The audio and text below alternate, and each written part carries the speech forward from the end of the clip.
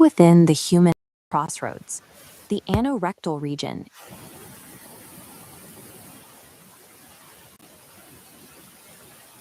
is a dense vascular structures and muscle. Social stigma often leads paternal structures or occult carcinomas. To understand the diagnosis, acute physical mucosal inflammation and chronic intractable irritation, because different conditions share identical presentations, clinicians maintain a high index of suspicion to distinguish between a temporary nuisance and a life-threatening surgical emergency. Acute trauma to the rectum and anal canal represents the most immediate threat in this region. These injuries often severe high-impact falls, penetrating wounds, or complications during medical like enema administration. The primary surgical objective is intraperitoneal, meaning it has occurred above the pelvic floor, or occurring below it. An intraperitoneal rupture allows waste to breach the sternal cavity, risking sepsis. Management requires an emergency laparotomy to suture the perforation and clear contaminants. To facilitate healing, a protective cloth routes waste through the abdominal wall, bypassing the injured tissue entirely. Injuries require rapid mechanical intervention and waste diversion to prevent lethal complications from systemic poisoning.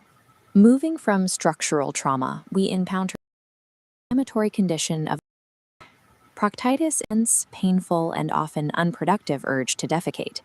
Instead of stool, the patient may pass a mucosal wall, often accompanied by small ulcers. Clinicians utilize cultures and smears to identify the specific pathogen responsible. Potential causes include dysentery, gonococcal infection, or even secondary tuberculosis. During examination, biopsies are taken from any ulcerated tissue. This is a critical step to ensure that a localized inflammatory mass is not actually a hidden carcinoma. Effective treatment of proctitis is entirely dependent on identifying the microscopic origin of the inflammation. The final stage of the spectrum is pruritus ani, tractable and relentless itching in the perianal region. While often dismissed as an issue, chronic itching frequently signals an underlying systemic or surgical pathology. This diagnostic tree illustrates the symptoms' clinical breadth. Systemic conditions like diabetes or parasitic infections are evaluated, which reveals severe possibilities, where itching is the primary symptom for malignancies. Resolution requires treating the specific disease at the root. Pruritus ani demonstrates how a single, persistent symptom can serve as the clinical and wide array of disparate and sometimes life-threatening diseases. Our analysis has spanned from urgent surgical repair of a ruptured abdomen to the identification of microscopic pathogens and the screening of occult melanomas. The anorectal region demands a wide range of clinical expertise, integrating trauma surgery, infectious disease, and oncology. The lower gastrointestinal tract functions as a sensitive indicator for both localized injuries and broader systemic health. Overcoming social stigma is essential for early diagnosis. Embarrassment often prevents the timely investigation required to identify dangerous conditions. A professional medical evaluation is the only way to accurately distinguish a minor irritation from a condition that requires immediate, life-altering intervention. If you found this video informative, please comment what you would like to see next and subscribe to the channel to get notified about future informative videos. At the very base of the human spine lies the sacrococcygeal region. In early development, this location is the biological crossroads. This area houses the primitive knot, a cluster of totipotent cells. These specialized units possess the biological capacity to form every distinct tissue type in the human body, from rigid bone to soft muscle and skin. Under normal conditions, these cells complete their role and stop dividing. But if these signals fail to terminate, the cells multiply into a disorganized growing mass. The result is a sacrococcygeal teratoma, seen here as a large swelling protruding from the lower. It is the most common tumor found in neonates. Because this mass originates from totipotent cells, it retains the ability to construct complex anatomical structures, sometimes growing rudimentary limbs like hands deep inside the tissue. If left attached, the physical toll on the infant is severe. The massive growth causes ulceration, blocks the rectal canal, and risks secondary infections and malignant transformation. Immunization is the only way to stop the mass from obstructing the rectum or becoming fatal. This cross-section shows the cramped geography surgeons must navigate. The tumor is wedged tightly between the sacrum and coccyx in back and the rectum in front. Looking closely, the mass is firmly attached to the coccyx and occasionally anchors into the sacrum. Facing the risks of infection and malignancy, surgeons perform the excision as soon as the diagnosis is confirmed. The procedure starts with a longitudinal elliptical incision. Surgeons lift the skin and subcutaneous layers to expose the dense bulk of the mass underneath. From there, the team must separate the entire volume of the tumor from the surrounding healthy structures. To prevent the tumor from growing back, the surgical team must also remove the coccyx and the attached portion of the sacrum, extracting them along with the mass. Success requires dismantling the skeletal anchors. Once the skeletal anchors are cleared, the team shifts focus to the front of the mass for the anterior dissection. This spatial map highlights the operation's most dangerous phase, working against the outer rectal wall. A single slip can cause catastrophic digestive injury. Sometimes an abnormal fistulous connection links the tumor to the rectum. This tract must be excised and meticulously sutured closed. Executing this closure perfectly is vital, as it often spares the infant from needing a colostomy. With the tumor and skeletal fragments gone, surgeons drain the dead space left behind before closing the skin. A final pressure bandage is applied to secure the region while it heals. Surviving the excision depends on this millimeter-perfect navigation around the digestive tract, transforming a massive anatomical hazard into a fully closed system. While the neonatal teratoma is massive, this same region hosts a variation that can remain hidden for years. Dermoid. Geography dictates the danger here. Outward swelling of the teratoma. On the right, the dermoid cyst sits in the same region but is tucked into the hollow curve of the sacrum, behind the rectum. Because it is shielded by the bone and tucked behind the digestive tract, the cyst can sit dormant for decades, causing no symptoms and remaining unknown to adult life. Eventually, the cyst may expand. Because it is trapped in the narrow space between the bone and the rectum, its growth often first manifests as difficulty in defecation. If the cyst becomes infected, the physical consequences are severe. The infection carves a sinus tract, a tunnel of diseased tissue, from the hollow of the sacrum all the way to the exterior skin. Because the cyst sits directly against the rectal wall, a physician can detect the soft swelling through manual palpation during a physical rectal examination. This internal check is the only way to feel the mass while it is still hidden behind the bone. These remnants of our earliest development possess immense power. Managing them requires either immediate neonatal surgery or the clinical vigilance to uncover what stays hidden in the dark corners of human anatomy. Imagine the pelvis in lifelike 3D. You zoom past the anal canal into the postanal space, where a smooth encapsulated cyst sits behind the anus. Labels appear: anal canal, levator ani muscles, and the coccyx. Inside, keratinous, hair-like, sebaceous debris fills a congenital pocket, ectodermal tissue trapped during embryonic development. Over months or years, the cyst slowly enlarges. You can see the soft tissues bulge, swelling when sitting, aching pain, and sometimes recurrent infection. If drainage develops, a tender abscess may form, or a small sinus can discharge fluid. Pain may wake you at night, and sitting long can feel like a sharp pressure inside the area. Now the animation shifts to MRI and CT. A well-circumscribed retroanal cystic lesion, clearly separated from surrounding tissue. Finally, surgery, a posterior perianal approach, careful dissection, and removal of the intact cyst, no rupture. The wound heals. Complete surgical excision is curative and prevents recurrence.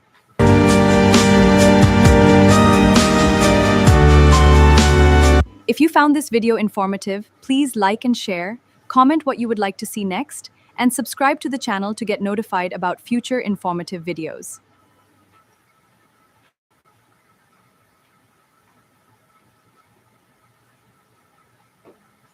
In clinics and the low, the specific junction falls into a massive, twisting diagnostic territory known as a lower gastrointestinal. These bleeds is highly variable. They can manifest as a colon, losses of as little as 10 milliliters of blood per day, requiring sensitive tests to detect. Conversely, rapid, severe bleeding can stabilize a patient's circulation within minutes. In these cases, physicians must often administer 2 or more units of blood through transfusion just to achieve hemodynamic stability. Because the condition can escalate from a microscopic leak to a life-threatening hemorrhage, locating the exact point of vascular failure is the immediate priority for the medical team. Before deploying advanced scanners, the primary screening method is the physical appearance and history of the blood loss. Black, tarry blood, known as melena, indicates that the source is positioned higher in the tract, typically within the small intestine. If the output is dark red, it suggests the failure located within the colon, specifically the ascending, transverse, descending, or sigmoid regions. This chart shows how the color of the blood correlates to the depth of the lesion. While dark red indicates a colonic source, bright red blood, particularly if it spatters during defecation, points directly to the anal canal. Pain provides a further diagnostic filter. Conditions located above Hilton's line, the internal boundary of the anal canal, are generally painless. If the patient is in acute pain, the search focuses on lower, external lesions, like fissures. The analysis narrows the search radius, but confirming the exact site requires direct visualization of the intestinal wall. The first technological step is to clear the bowel and deploy endoscopes. Using proctoscopy, sigmoidoscopy, or a full colonoscopy, doctors send a high-definition camera into the lower tract. This direct line of sight helps the medical team identify 95% of common local lesions, such as polyps, inflammatory colitis, or tumors. Once the bleeding source is visible, doctors can deploy electrocautery, laser ablation, or apply metallic hemoclips to mechanically stop the flow. However, a complication arises when the bowel is prepped and the colonoscopy appears completely normal, yet the patient continues to lose blood. When surface-level optics fail, the medical team shifts focus from the lining of the intestine to the stem itself. To find hidden or intermittent leaks, the hospital moves to nuclear scintigraphy. In this procedure, a patient's red blood cells are radioactive isotope and re-injected. Because these cells remain in the vessels for several hours, repeat scans can catch the moment an intermittent bleed restarts. This chart compares standard blood flow to the detection threshold of the scan. The technique is sensitive enough to identify active bleeding at a rate as low as 0.1 milliliters per minute. For bleeds occurring at a slightly faster rate of 0.5 milliliters per minute, the team escalates to selective angiography. A catheter is threaded into the mesenteric arteries to inject contrast dye. On the X-ray, the site of the hemorrhage is revealed by the glowing dye escaping the vessel and pooling in the intestine. If anatomical scans find no localized leak, the medical team checks for systemic failures, such as liver failure or blood dyscrasias, which prevent proper clotting. By transitioning from cameras to isotopes and contrast dyes, the search moves from the surface of the tissue into the chemistry of the blood itself.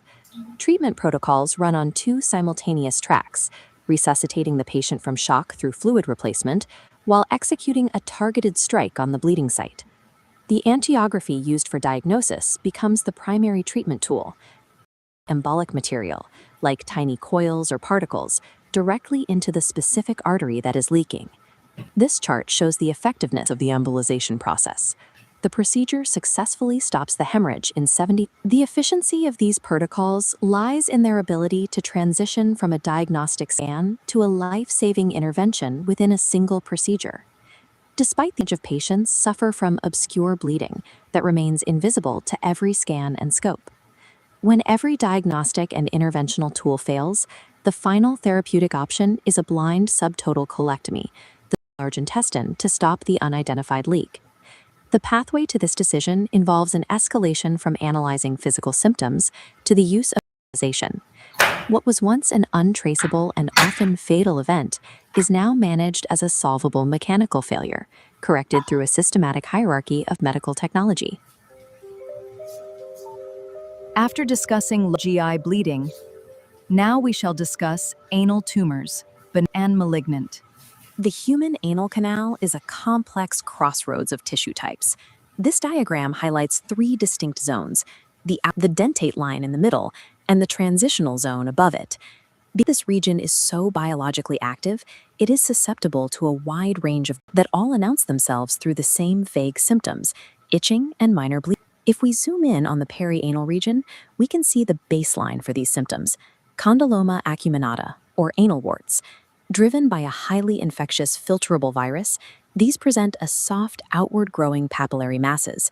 The tissue underneath remains pliable, and the infection can range from a few isolated bumps to an extensive mass that physically occludes the canal. Because the virus remains localized to the surface, treatment for small warts is typically limited to chemical destruction. Clinicians apply a 25% podophyllin solution or bichloroacetic acid directly to the tissue to burn the growths away. When the masses become extensive, they require surgical excision. However, because the recurrence rate for these viral infections is 60%, surgery is often paired with immunotherapy, using an autogenous vaccine, to help the body prevent the warts from returning. While warts are benign, they share a nearly identical symptomatic profile with invasive cancers.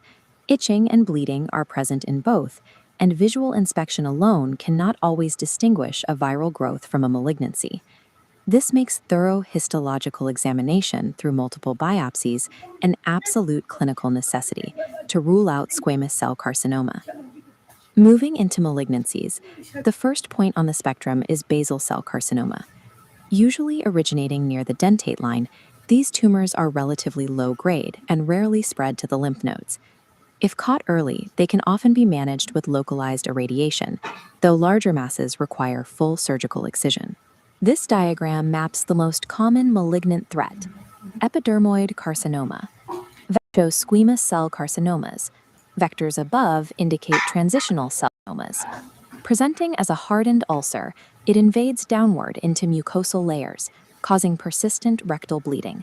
For small tumors that have not yet reached the muscular layer, a wide local excision is the standard approach.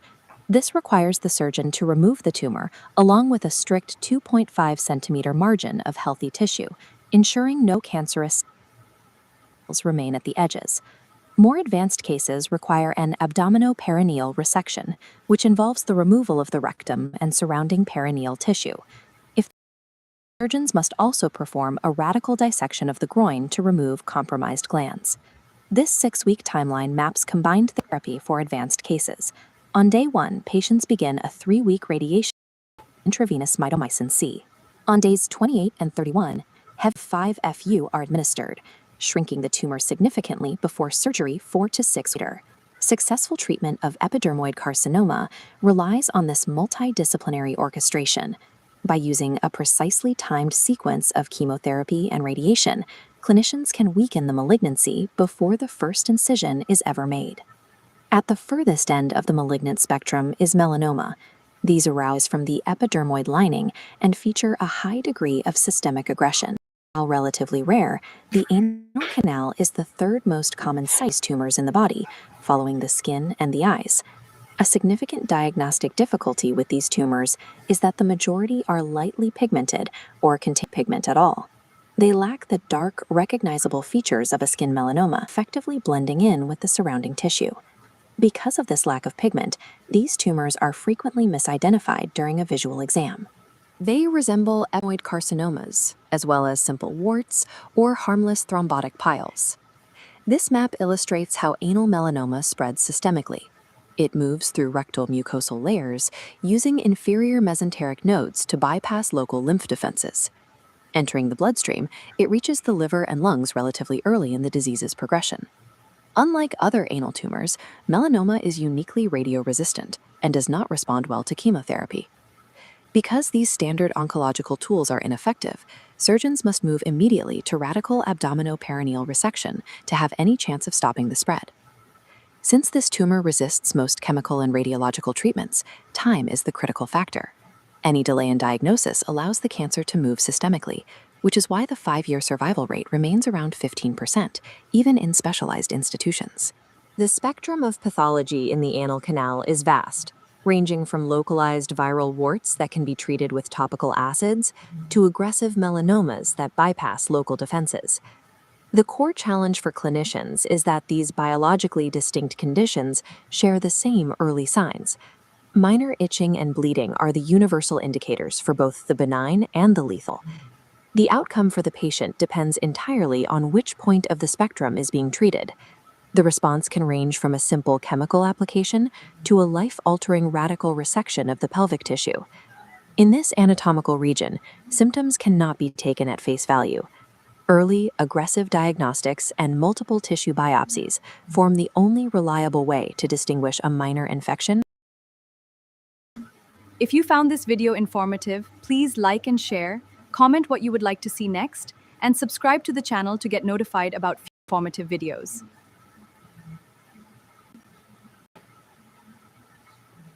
The human pelvis is a dark, confined space packed with critical nerves and blood vessels.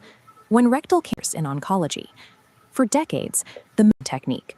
This requires a large manual access to physically separate the tumor from the surrounding healthy tissue. Today, surgeons have a modern alternative, laparoscopic surgery. Instead of a massive incision, they use small camera ports and elongated to perform the exact same removal minimally invasively. It's a difficult choice for patients. You have to weigh the value of a less painful, immediate recovery against the guarantee of long-term cancer survival. Of this choice, we have to look at this chart mapping our two primary evaluation metrics, surgical trauma on the x-axis and oncological certainty, meaning curative clearance, on the y-axis. The traditional open surgery approach plots right here. It requires a severe physical toll on the body, but it delivers maximum confidence that the cancer has been entirely removed. The laparoscopic approach plots here.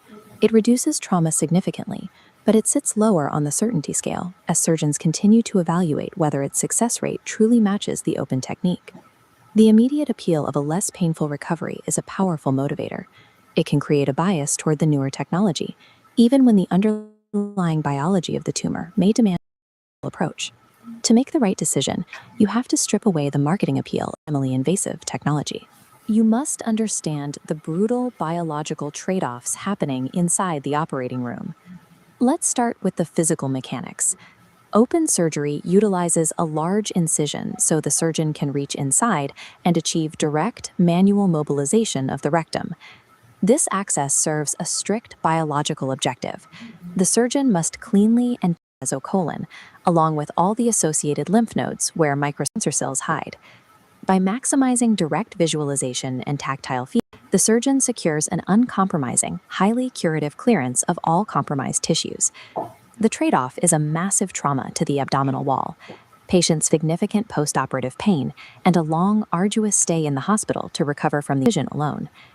Laparoscopic surgery changes the mechanical inputs. Surgeons deploy endoscopes and internal dividing tools like the endo-GIA stapler through small ports, allowing them to mobilize the bowel without opening the abdomen. The immediate outcome is highly appealing.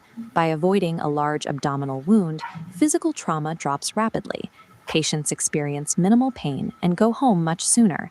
But this table highlights the hidden flaw.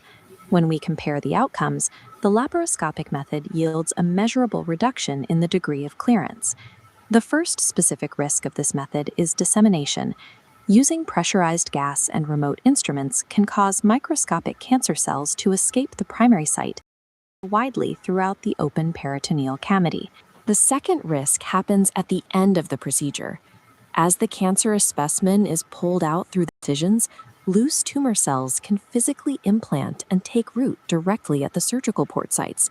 A faster discharge from the hospital loses all value if the surgical mechanism itself creates new pathways for the cancer to spread. Treating the cancer is only the first phase.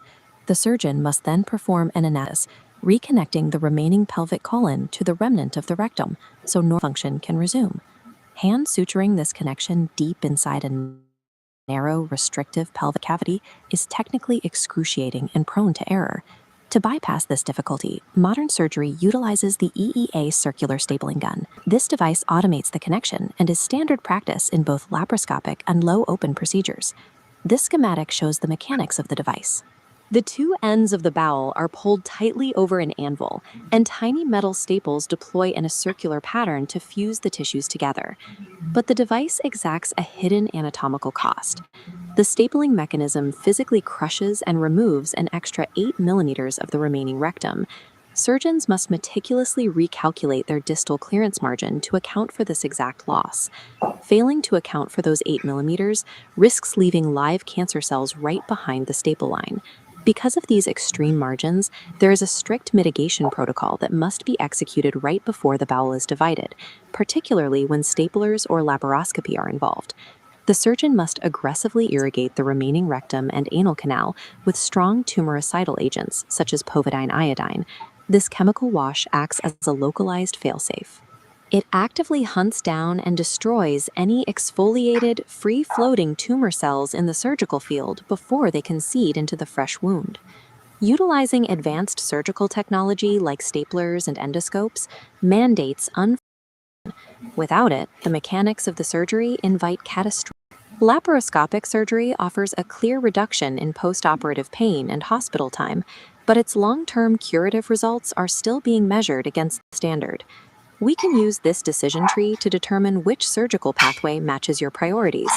Path A is the efficacy-first profile, for cases where absolute oncological certainty is paramount. If your ultimate goal is maximum cancer clearance and your body can withstand a harsh recovery, traditional open resection remains the gold standard.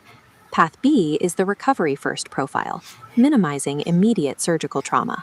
To consider Path B, the procedure must happen at an elite center that employs aggressive cell spillage mitigation protocols. Here, you actively accept nuanced risks in exchange for a rapid return to baseline physical function. If you choose this route, you must ask your surgical team explicitly about their specific clearance rates and their exact chemical mitigation protocols. In the end, success in rectal cancer surgery is measured by the total absence of residual cells, regardless of the technique used to reach them. Operating on rectal carcinoma means navigating the restricted space of the human pelvis. Surgeons must extract a lethal mass from a tightly packed area, while preserving the surrounding nerves and tissues that dictate a patient's daily quality of life. Historically, the baseline approach lacked that precision. Without highly tailored options, patients often faced an abdominoperineal resection, a wide, blunt surgical excision that completely cleared out the lower intestinal tract to ensure the tumor was removed. The sheer physical toll of that surgery presented a major problem. Frail or elderly patients often could not survive such a severe intervention. Furthermore, many patients suffered obstructions long before a scheduled surgery could even take place. A different approach. Modern care is no longer a blunt instrument. It is a personalized arsenal designed to solve specific physiological limits, tailoring the scale of the intervention to the patient's immediate capacity. Medical science defeats this disease today. We must examine three distinct surgeons encounter and the specific tools they deploy to overcome each one. The first obstacle requires an immediate pivot. What happens when a patient arrives with a completely obstructed bowel or is too elderly to withstand a radical excision? Acute blockages, surgeons use a targeted emergency solution called a self-expanding metal stent, or SEMS. They deploy this metallic cylindrical mesh directly into the large bowel, where it expands outward to push back blocking tissue and rapidly decompress the colon. This device plays a strategic role. By reopening the passageway, it prevents the immediate need to create an emergency stoma, buying the medical team critical time to resuscitate the patient and prepare them for a safer elective surgery later. Doctors do have to be selective about where they deploy them. SEMS are actively avoided in cases of benign strictures that form after gynecological radiotherapy. In those scenarios, the pressure from the stent carries a high risk of delayed perforation and severe pelvic abscesses. If the patient is physically vulnerable, surgeons bypass massive resections in favor of Hartmann's operation. Through an abdominal incision, they excise the cancerous portion of the rectum and close off the remaining rectal stump with sutures. Because the lower remnant is closed off, the bowel is not rejoined. Instead, the proximal end of the colon is brought out through the abdominal wall to form a permanent colostomy for waste removal. Since cancers in these older demographics typically spread slowly, Hartmann's operation is an effective, life-saving pivot. It prioritizes the patient's immediate survival over anatomical continuity. The second obstacle shifts the focus to the tumor itself. Doctors need a way to make a large mass easier to extract, and they need a fail-safe to ensure that cancer cells don't spread while the surgeon is handling the tissue. They solve the size problem preemptively with radiotherapy. Delivering 2,000 rads over 2 weeks directly to the site can physically shrink large cancers prior to any surgical cuts, making the final removal far less invasive. For smaller, well-differentiated cancers, the energy delivery is even tighter. Doctors use intracavitary radiotherapy, channeling a highly concentrated dose of up to 15,000 directly to the tumor through a sigmoscope. This schematic shows how doctors during the physical extraction. Adjuvant chemotherapy is infused directly into the portal vein, the main vascular gateway to the liver, during and immediately after the primary surgical operation. The chemical payload labeled here uses the most effective worldwide standard, a combination of the drug 5-fluorouracil, or 5-FU, and systemic folinic acid, known as leucovorin. Together, they neutralize outlier cells circulating in the blood.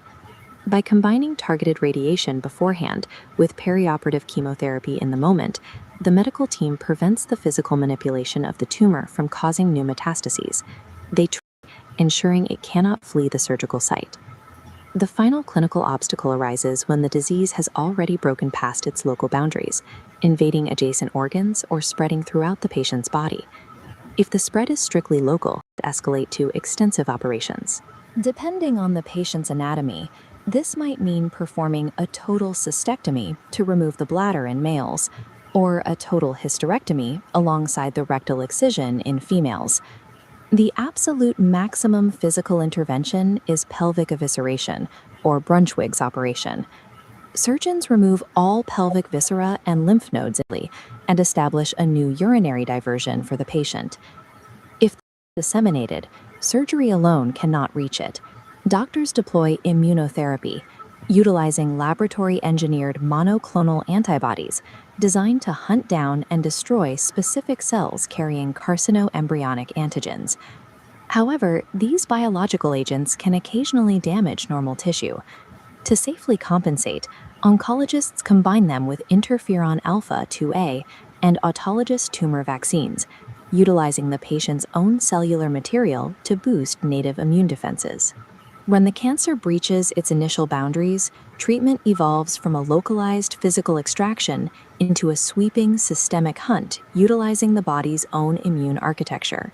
Applying this customized problem-solving methodology to rectal carcinoma yields a distinct, measurable outcome for patients.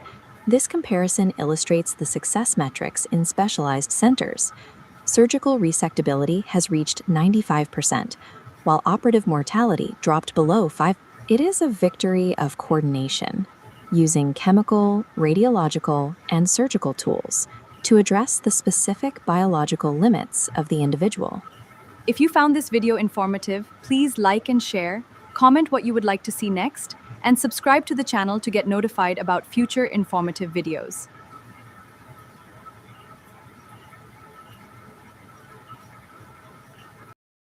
Anterior posterior rectal. The primary challenge of this procedure is strictly spatial. To reach the most, descend into the true pelvis, a narrow, bony funnel with critical anatomy. Operating in this constrained space creates an immediate tension. The goal is to achieve aggressive oncological clearance by vessels and nodes while meticulously preserving the delicate urojuncture sitting just millimeters away. This diagram shows a 3D wireframe of the pelvic cavity. To safely extract the targeted tissue, the overarching objective is complete 360-degree spatial isolation of the rectum. We achieve this isolation through a strict sequence: securing surface access, gaining superior vascular control, executing multiplanar mobilization of the surrounding ligaments, and finally, dividing the distal base. Success in a rectal resection requires mastering this specific spatial logic before a single cut is made deep within the pelvis. The geometry of the procedure begins with patient positioning. The patient is placed in the lithotomy Trendelenburg position, with the operating table's foot removed so the buttock sits exactly at the table's edge. Here is a schematic showing the precise setup. Lloyd-Davies leg rests flex the hips to 30 degrees and knees to 45 degrees. The Trendelenburg tilt offers a mechanical advantage. Gravity pulls the small intestine upward, naturally clearing the pelvic basin for operation. With the basin cleared, access begins with a long right paramedian incision, running from the umbilicus down to 2 centimeters below the pubic crest. The remaining coils of the small intestine are manually packed off into the upper abdomen, securing the clearance created by the table's tilt. The left wall of the wound is then retracted. Surgeons initiate mobilization by dividing the adhesions connecting the sigmoid colon to the posterior abdominal wall. This sequence highlights a practical reality. The patient artificially engineers the spatial clearance required for the deep follow. Next, the descending colon is identified and pulled firmly to the right, fully exposing its lateral border. The peritoneum is incised along this exposed border, moving continuously from the splenic flexure down to the sigmoid colon. During this downward incision, the surgeon must explicitly and protect the left ureter and the left gonadal vessels lying directly beneath. This exposes the surgical field for the primary oncological decision of the abdominal phase, determining exactly where to ligate the inferior mesenteric artery. The ligation level is dictated entirely by evaluating lymph nodes clustered along the inferior mesenteric artery. If clear, the IMA is ligatured just below its first branch, preserving upper blood flow. If involved, the artery must be tied flush with the aorta. From this point of vascular division, the peritoneal incision is carried vertically downward to reach the right side of the rectum. This line is then extended forward over the front of the rectum, meeting the earlier incision on the left side to complete the initial circumference. The precise level chosen for the IMA dictates the balance of the entire procedure, calibrating the preservation of colonic blood flow against the necessity of maximum oncological clearance. With vascular control established, focus shifts to the posterior dissection plane. The rectum is physically lifted forward away from the front of the sacrum. Using gentle, blunt action, the rectum is gradually freed posteriorly, sliding down the hollow of the sacrum until it reaches the sacrococcygeal joint. This specific joint serves as a rendezvous point. The abdominal surgeon works downward to meet the perineal operator, who is simultaneously working upward from below, having already excised the last piece of the coccyx. During this posterior sweep, the fat is carefully incised, keeping the cut slightly distanced from the rectal wall. Attention then shifts to the anterior plane. The rectum is pushed backward into the newly empty hollow of the sacrum to expose the front structures. The objective here is strictly defined, locating the exact plane of cleavage that lies between the rectum and the base of the bladder. In male patients, the rectum must be meticulously separated from the seminal vesicles and prostate. Extreme care is required to identify the vas deferens and maintain a precise dissection boundary. In females, the cleavage plane safely separates the rectum from the posterior vaginal wall. Navigating these planes requires the surgeon to ride a millimeter-thin boundary, separating the diseased bowel without inflicting permanent damage to the surrounding urogenital structures. Once the anterior and posterior planes are freed, the rectum is tethered to the pelvis solely by its lateral ligaments. Division begins, surgeons must absolutely define the lower relative to the ligaments. Surgeons rely on traction and countertraction. The rectum is drawn forcefully to one side, placing the opposite lateral ligament under heavy stretch. With the tissue pulled taut, the ligament is secured and divided. Throughout this cut, the corresponding ureter is kept in direct continuous view. This exact maneuver is then mirrored on the opposite side. The rectum is now fully mobilized, triggering the division phase. The surgeon assesses where to divide the preserving the visually obvious ischemic areas created by the earlier ligation. The bowel is physically divided by placing it between heavy crushing clamps, cleanly severing the devascularized tissue. The divided distal end is immediately covered with a sterile glove, ensuring the tissue can be extracted cleanly through the perineal wound below. Severing those final lateral tethers and capping the distal end completely unmoors the specimen. Its anatomical relationship with the abdominal cavity is officially severed. The procedure then transitions to the handoff. The entire freed mass of the rectum and colon is passed downward, where the second surgical team extracts it entirely through the perineal wound. The abdominal surgeon is left looking at an empty pelvic basin, with the underlying pelvic floor muscles fully exposed. The final step is the reconstruction of the pelvic floor to permanently seal off the abdominal cavity from the perineum. The raw edges of the remaining peritoneum are picked up, mobilized, and carefully. This schematic illustrates the closure. The peritoneal gap is sutured using individual sutures or a continuous catgut suture, pulling the tissue together like a zipper. Final confirmation is mandatory, ensuring both ureters remain intact beneath this new seam. The success of the abdominal phase relies on two pillars: decisive proximal vascular control at the main artery and multiplanar dissection around the pelvic anatomy. By systematically architecture plane by plane, this methodical spatial isolation safely transforms a complex abdominal resection into a highly controlled perineal. In an abdominoperineal resection, the perineal phase is where we safely detach and extract a tumor lower pelvis. Before making the first cut down below, we have to confirm starting condition. The abdominal surgical team above must have completed their internal exploration and mobilization of the colon. With the abdominal work verified, the perineal surgeon takes their position, seated squarely at the end of the operating table. This phase requires operating in a highly confined space. The surgeon must carefully navigate past delicate, often obscured structures to free the lower bowel intact. To prevent field contamination during the dissection, a dry swab is inserted into the anal orifice. Notice in this cross-section how a stout purse string suture is introduced around the perimeter, cinching the anus closed. Next, the surgeon traces an elliptical incision around it, extending deliberately back to the middle of the sacrum. The surgeon deepens this posterior section until the scalpel reaches bone. Here, the coccyx is cleared from its sides and cleanly disarticulated from the sacrum. Look at this anatomical map. At the disarticulation point lies the middle sacral artery, a high-risk zone requiring immediate ligation if injured. Once secured, the fascia of Waldeyer is incised. The surgeon inserts a finger through this opening, guiding them to the levator ani muscles. Navigating this posterior entry safely gives the surgeon the correct depth plane required to safely execute the rest of the procedure.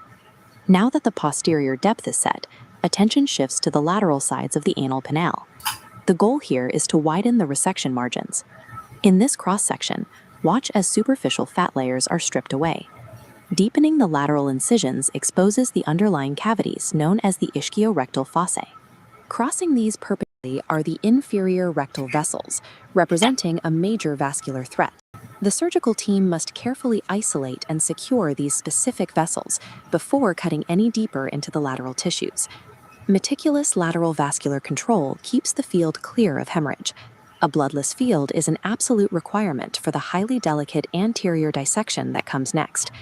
Moving to the front of the resection, the surgeon insinuates a finger on the upper surface of the levator ani muscle to act as a physical barrier. Using scissors, they divide the muscle on both sides. The guiding finger shields the deep tissues, ensuring a sufficient margin remains attached to the rectum. The incision is deepened anteriorly, dividing the superficial and deep transverse perineae muscles, followed by the puba rectalis. This sequence exposes the most critical danger zone, the urethral bulb, sitting immediately adjacent to the resection plane. To protect it, the surgeon uses blunt gauze dissection, gently pushing the bulb forward and entirely out of the danger zone. The surgeon must clearly define the borders of the prostate gland before initiating further cuts. Once the prostate is clear, the recto-urethralis muscle, tethering the rectum to the urethra, is severed, safely detaching the rectum anteriorly. Freeing the rectum while preserving the entire urethroprostatic complex marks the completion of the anterior dissection. Now, the perineal and abdominal dissection planes meet. The tissues part, uniting the two working fields and creating a continuous open pathway through the pelvis. The entire specimen, comprising the anal canal, rectum, and lower colon, is carefully drawn downward and delivered out through the perineal wound. With the specimen, the surgeon inspects the newly emptied pelvic cavity, ligating to ensure absolute hemostasis. Looking at this cross-section of the empty cavity, the surgeon places deep suction drainage. If localized oozing persists, a corrugated rubber sheet drain is added alongside it to ensure cellular exit path. Seamless extraction combined with rigorous multi-level drainage mechanics prevents dead space hematomas and guarantees a clean environment for tissue repair. With the perineal wound securely closed and the abdominal colostomy fashioned above, the surgical operation is complete. Immediate postoperative care requires raising the foot of the patient's bed. This mechanical adjustment safely relieves resting pressure on the newly reconstructed fragile pelvic floor. This timeline charts the staggered removal of the hardware. The corrugated rubber drain is pulled after 48 hours. The section drainage is continued for another 1 to 2 days, and the urethral catheter remains in place for exactly 5 days. The perineal wound itself heals from the inside out via granulation tissue. The pelvic floor slowly fills in over a minimum of 4 weeks. By strictly adhering to these precise anatomical landmarks and managed postoperative timelines, surgeons can remove extensive lower while ensuring a highly controlled, survivable recovery. Please like and share, comment what you would like to see next, and subscribe to the channel to get notified about future informative videos.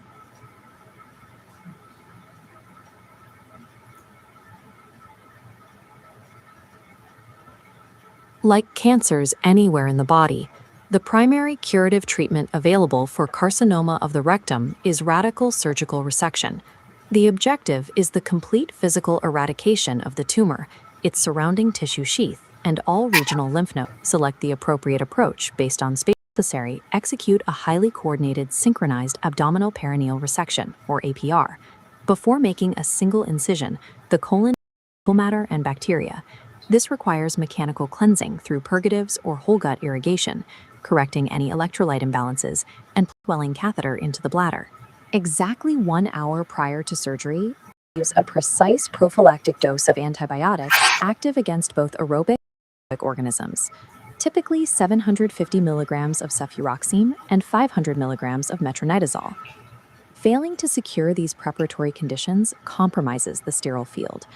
If the bowel is loaded and active bacteria remain, the risk of tissue contamination guarantees surgical failure before the operation even begins. This is a 3D model of the rectum. To determine the correct surgical intervention, the surgeon measures the exact distance of the tumor's lower margin from the anal verge. If the cancer is located in the proximal third, extending from 11 to 50 above the anus, it can usually be removed via a low anterior resection. The severed ends are reconnected through primary anastomosis, which conserves the natural sphincter mechanism. There is a clinical caveat for young patients. All tumors grow rapidly in young subjects. A surgeon will often bypass their resection and perform a full abdominoperineal resection to prevent aggressive recurrence. Moving down to the middle third, between 7 and 11 centimeters, conserving the sphincter becomes highly difficult. The narrow space deep in the pelvis makes it hard to secure the necessary 5 centimeters of normal tissue below the tumor and still have physical room to reattach the bowel.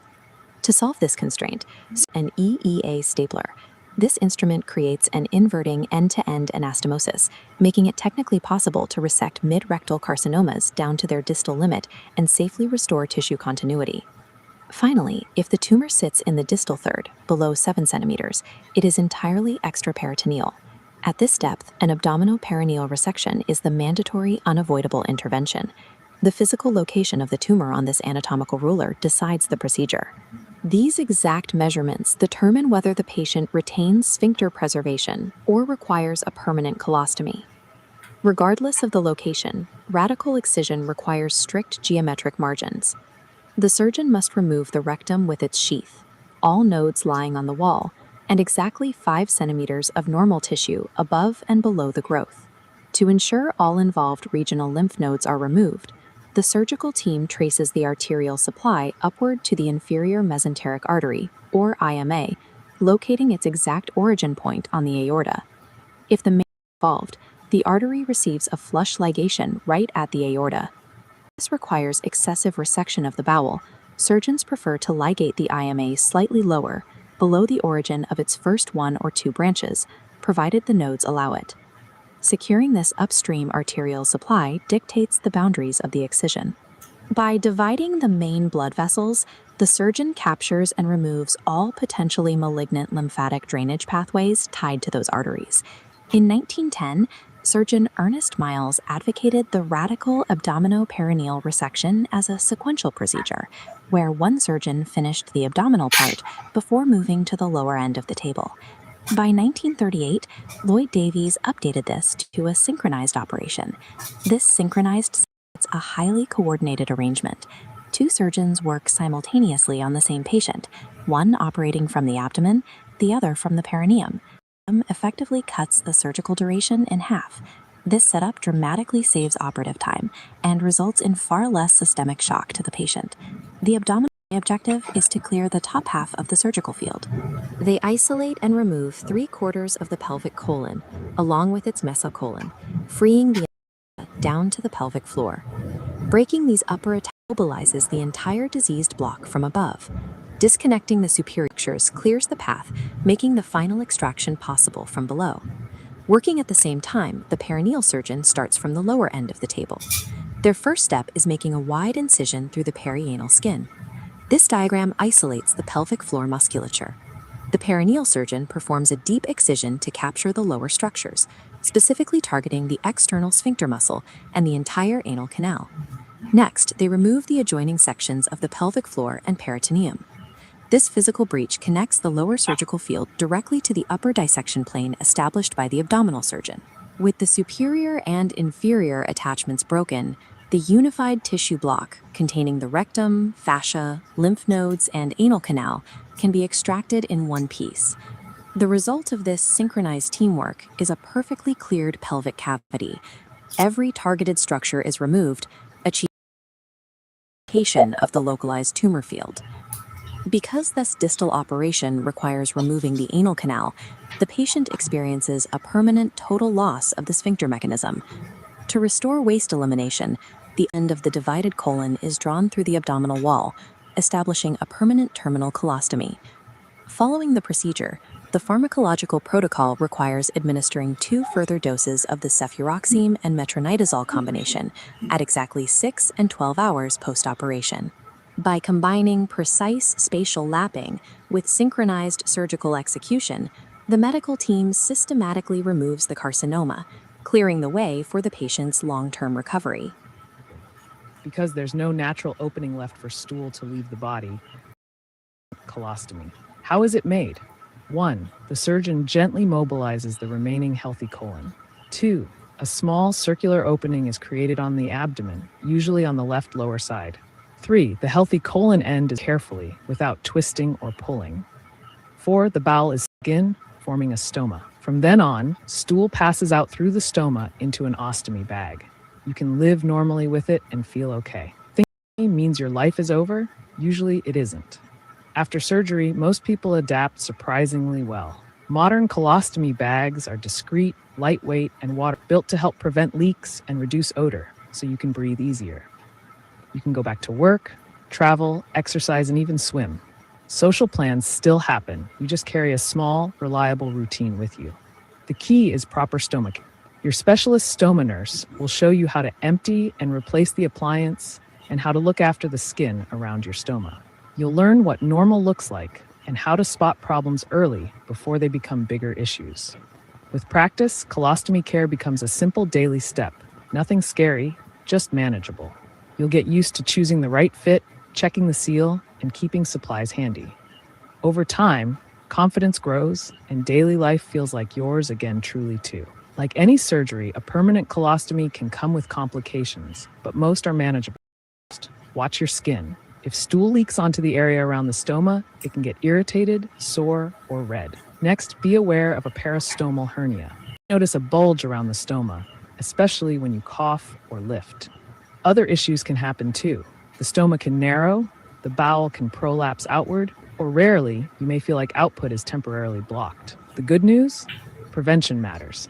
Proper surgical technique, correctly fitting appliances, careful skin care, and regular check-ins with your surgical and stoma care team make a big difference. If you ever have doubts about fit, wear time, or skin color, your team can adjust supplies quickly before irritation grows too. Don't wait if something changes. Early recognition and treatment can stop minor problems from becoming serious. Stay steady, stay informed, and get help promptly. After rectal cancer surgery, a permanent colostomy can feel like a shock, but it isn't just a procedure. It's a life-saving reconstruction that helps remove cancer and protect your future. When you heal, many people bounce back with real independence at your own pace. Your day-to-day rhythm can return. Meals, walks, work, and time with family, often with an excellent quality of life. Long-term well-being comes from simple habits. Eat for strength, stay hydrated, move regularly, and keep routine medical follow-up. Work between you and your healthcare team. You won't have to figure everything out. Support groups and specialist stoma nurses share practical tips, answer questions, and help you build confidence step by step. The goal is clear: complete cancer removal, then a return to an active, fulfilling life. A A permanent colostomy isn't the end of normal living, it's the beginning of recovery. If you found this video informative, please like and share, comment what you would like to see next, and subscribe to the channel to get notified about future informative videos.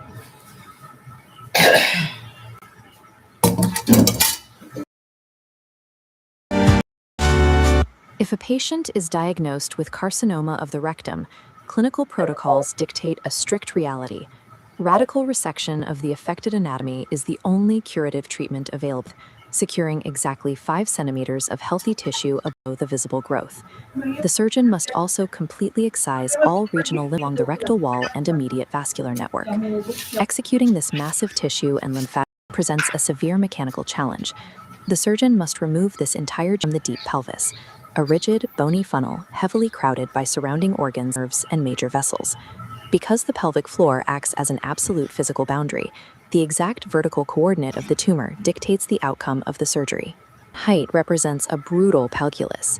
It determines whether the surgeon has the physical space to save the patient's functional sphincter mechanism, or if they must sacrifice it to achieve a cure. To guarantee the complete removal of the main regional, the surgeon has to map the lymphatic drainage back to its source. For the rectum, this requires targeting the proximal blood supply, the inferior mesenteric artery, or IMA. This close-up shows the abdominal aorta and IMA origin. Perform ligation, tying the artery exactly at its branch, maximizes lymph node harvest. However, this high ligation forces excessive bowel resection. To preserve bowel, surgeons shift the ligation below the first arterial branches. The vascular supply addresses the outer boundaries of the resection. The colon's internal environment poses a separate immediate threat to the patient. The colon and rectum must be fully devoid of fecal matter and bacteria before the procedure. Clinical teams achieve this through mechanical cleansing, using strong purgatives, strong enema flushes, or whole gut irrigation, paired with an aggressive antibiotic. The lower tract hosts a dense microbiome. Antibiotics must block aerobic and anaerobic organisms. The standard pharmacological protocol requires 750 milligrams of cefuroxime combined with 500 milligrams of metronidazole. This timeline charts the exact dosing schedule. The initial dose is administered exactly 1 hour before the first incision. 2 subsequent doses of the identical drug are administered at the 6-hour and 12-hour marks following the operation. Establish highly controlled, sterile, and ischemia-free environment. Only after these protocols are complete can the surgeon safely begin navigating the high-stakes spatial limits of the pelvic floor. To systematically determine which surgical technique is required, clinicians divide the rectum into 3 vertical zones. Highlights the proximal third, extending from the sigmoid colon junction meters above the anus. If a carcinoma develops here, the required 5 centimeter downward clearance margin projects safely within the cavity, terminating well before the anal sphincter complex. This space allows the surgeon to perform a low anterior resection. They can cleanly remove the diseased segment and immediately suture the healthy colon to the remaining lower rectum, conserving the patient's sphincter mechanism. To protect while it heals, the surgeon may create a temporary defunctioning colostomy, diverting waste away from the surgical site. There is a clinical exception to this rule. In young patients with aggressively rapid tumor growth and bypass the anterior resection. To prevent a high probability of recurrence, they will opt for a more extensive abdominoperineal resection, completely removing the entire lower apparatus. Outside of rapid growth cases, a proximal third tumor represents the ideal surgical scenario. The physical height of the lesion affords the spatial clearance necessary to guarantee oncological safety without permanently destroying the patient's fecal continence. Constraints tighten in the middle third, extending from 11 centimeters down to the anterior peritoneal reflection, 6 to 8 centimeters above the anus. When a tumor drops here, the mandatory 5 centimeter clearance margin projects, colliding directly with the anal sphincter mechanism. If a surgeon attempts a standard anterior resection here, the procedure invariably results in cancer recurrence. Taking the required 5 centimeters of healthy tissue leaves virtually no physical space to safely suture the bowel back together deep in the pelvis. The most definitive method to clear a midrectal tumor is an abdominoperineal resection. This completely sacrifices the sphincter and requires the creation of a colostomy. To avoid a permanent colostomy, surgeons developed alternative strategies, beginning with the abdominoperineal pull-through operation. Instead of attempting to suture tissue deep inside the restrictive pelvic cavity, this through the pelvis, they then suture it to an inverted anorectal stump entirely outside of the anal canal. While this solves the problem of pelvic access, it carries a severe physiological penalty. A significant percentage of patients who undergo the pull-through procedure never regain fecal continence. Of this seemingly impossible biological bottleneck, medical engineering is a highly specialized, precise surgical tool, the EEA stapler. The instrument fires a circular, inverting ring of titanium staples, seamlessly connecting the proximal colon to the distal limit of the rectum. It bridges the gap, creating an end-to-end anastomosis in a physical space too tight for manual suturing. The EEA stapler bypasses a biological bottleneck with mechanical precision. It allows surgeons to push mid-rectal sections to their absolute distal limits while still preserving the patient's anatomical fluidity. The final anatomical zone is the distal third of the rectum. It sits entirely outside the peritoneum and encompasses the anal canal. At this step, the 5-centimeter rule fails completely. The required margin engulfs the entire anal canal and the surrounding perianal skin, leaving absolutely zero room for sphincter preservation. For extreme tumors, total extirpation is mandatory. The surgeon must perform an abdominal perineal resection or a perineoabdominal resection. When Williams formalized the abdominal perineal resection in 1910, it was a grueling sequential operation. One surgeon would operate on the abdomen, then physically move to the lower end of the table to perform the perineal extraction. This changed in 1938 when Oswald Willie Davies introduced the synchronized approach. This operation details the synchronized setup. Two completely separate surgical teams on the same patient at the exact same time. One team works downward from the abdomen, while the other team simultaneously dissects upward from the perineum. Operating in parallel provides two massive medical advantages. It drastically reduces the total operative time under anesthesia, which directly correlates to a significant decrease in physiological shock to the patient. When the tumor's location dictates that all anatomical limits must be breached, preservation is no longer an option. The synchronized surgical team becomes the primary weapon to mitigate the severe trauma of a total pelvic clearance. The ultimate objective of a synchronized abdominoperineal resection is to extract an immense block of tissue, ensuring the bowel, the tumor, and the entire lymphatic drainage basin are removed as a single unit. Deconstructing this 3D model reveals the sheer scale of the excision. The lower resection anal canal, the external sphincter muscle, and a wide margin of perianal skin. Above that, the entire rectum is removed, along with its surrounding fascia and the pararectal lymph nodes. The upper structures include the adjoining pelvic floor and peritoneum. Finally, the procedure removes 3 full quarters of the pelvic colon, taking the mesocolic lymph nodes along with it. Every structure removed in this block is dictated by strict clinical geometry. Radical rectal surgery relies entirely on understanding these spatial rules and accepting the rigid limits of the human anatomy. The choice of operation is an unyielding calculus.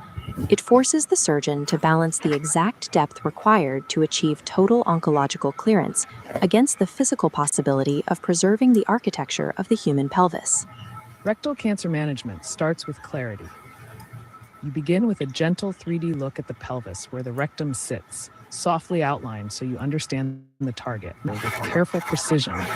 After surgery, adjuvant therapy can follow and surveillance periodic CT scan by step, year by year. If you found this video informative, please like and share. Subscribe to the channel to get notified about future informative videos.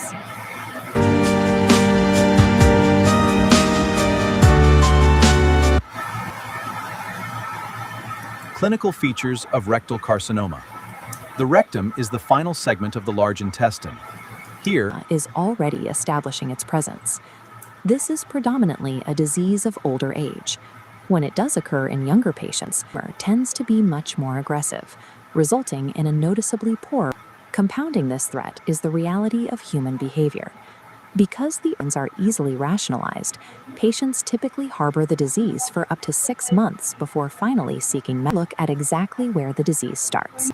Grasping this precise point of origin paired with the patient's age demographic, the required context to interpret every clinical symptom that follows. This diagram illustrates a cross-section of healthy rectal mucosa. Notice uniform rows of columnar cells, arranged in an orderly, stable order, designed to secrete mucus and facilitate the passage of waste. The pathology begins with cellular dysplasia, a localized mutate. They break formation, replicating rapidly, and piling up organized, slightly raised lesion on the mucosal surface. Left unchecked, microscopic dysplasia advances into a macroscopic malignant adenocarcinoma. The mass expands both outward into the lumen and downward, forming chaotic gland layers that breach the initial boundary of the mucosa. The way this tumor physically, the specific shape it takes, and the direction it invades is highly systematic. Its resulting gross morphology, meaning its ultimate shape and size within the rectum, rectal tumor is a tangible structural anomaly with actively reverse engineer a patient's clinical presentation simply by understanding the tumor's physical shape. The most constant and earliest warning sign reported by patients is painless bleeding per rectum. Easily mistaken for an uncomplicated internal pile, careful history reveals a distinct pattern. Malignant bleeding is usually with mucus, typically occurring alongside or at the end of defecation. This diagram shows an annular carcinoma at the narrow rectosigmoid junction, growing inward to constrict the central passage. As the stool backs up against the stricture, presenting clinically, patients often respond by self-medicating doses of laxatives. This forces liquid stool past the stricture, triggering a brief period of diarrhea, which inevitably reverts back to constipation once the laxatives are stopped. Alternating bowel habits serve as a mechanical signature of a stricturing annular tumor obstructing the colon. A completely different presentation occurs with a proliferative or cauliflower-type growth. This animation shows the rectal ampulla, the wider lower half. Here, the tumor doesn't form a constricting ring, but instead from one side of the wall as a large irregular mass. This is known as spurious diarrhea or tenesmus. The patient feels an urgent need to pass formed stool, rushing to the toilet early in the morning, only to pass flatus and blood-stained mucus. The cauliflower mass mimics formed feces, constantly tricking the evacuation early on, becoming a factor only when the tumor breaches the outer boundary, the fascia propria, and invades surrounding structures. It extends backward to invade the sacral plexus. The patient will complain pain radiating down the leg, presenting clinically as sciatica. Escalating constipation points to a high stricture, while early morning spirea points to a lower, bulky mass, revealing shape and location even begins. Despite the availability of advanced imaging technology, the most critical step in physical diagnosis remains the simple digital rectal examination. An astounding 90% of all rectal carcinomas are rated low enough to be felt directly by a clinician's finger. The clinician identifies a distinct indurated feel that indicates the mass is fixed to the underlying tissue. For higher growths, bimanual palpation, placing one finger in the rectum while pressing down on the abdomen, allows the clinician to gauge mass size and mobility. With an immediate visual check. Inspecting the withdrawn gloved finger for smeared mucus and blood provides highly reliable evidence. If present, cancer is almost certain. This is why every case of even a slight rectal problem demands this physical check to rule out malignancy. Following physical detection, proctosigmoidoscopy and colonoscopy are required. These provide direct visualization of the tumor and exclude the presence of multiple adenomatous polyps or synchronous carcinomas higher up in the colon. Once the target is acquired visually, illustrates the strict biopsy protocol. Tissue samples must be extracted precisely from two locations, the outer edge of the tumor and the dead center of the mass. This dual sampling ensures an accurate analysis of malignant cells, while the center often contains dead necrotic tissue. View demonstrates what the pathologist is looking for. Hyperchromatic, enlarged cells forming chaotic glandular patterns provide the definitive confirmation of an adenocarcinoma. Histopathology establishes the histological grade, measuring cellular abnormality to define the patient's long-term prognosis. While the physical exam maps gross anatomy, endoscopic visualization, and histological affirm its malignant identity and measure its biological aggression. Exists and knowing its grade is still not enough for a surgical. The clinician must now map its exact depth of local invasion into the 360-degree sonar scan maps the 4 layers of the rectal wall. ERUS operates as a highly accurate staging tool by revealing exactly which of these mucosal and muscular layers successfully breached. The scan reaches beyond a wall as well. It identifies mesorectal lymph nodes, visualizing them as dark, echopore oval anomalies. Finding more than 3 of these involved nodes signals a significantly. However, MRI remains the better tool staging using CT or PET-CT. This screen highlights what we are checking for: distant metastases, most commonly lodging in the liver or lungs, which account for late like abdominal distension or jaundice. The effective management of rectal relies entirely on this disciplined chain of logic. It requires tracking the tumor from a microscopic mucosal origin, decoding the mechanics of its physical symptoms, proving its existence digitally, and executing multimodal imaging to map both its local depth. Would like to see next, and notified about future informative videos.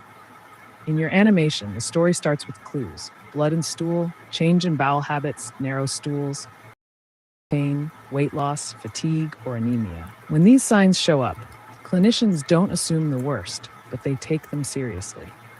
First, they ask about timing, family history, and medications, then do a digital rectal exam to feel for abnormalities. Next comes colonoscopy with biopsy, where a small camera checks the rectum and a tissue sample confirms what's happening. After confirmation, imaging like MRI of the pelvis and CT of the chest and abdomen helps map the tumor and lymph nodes, guiding treatment planning. Finally, blood counts and health factors. Here, we zoom. As stool passes, it can irritate the delicate surface of the tumor. This causes streaks of bright red blood to appear. Rectal bleeding is the most common symptom. As the tumor grows, it narrows the rectal passage. This causes the stool to become pencil thin. Other changes include constipation, diarrhea, and a frequent urge to pass stool.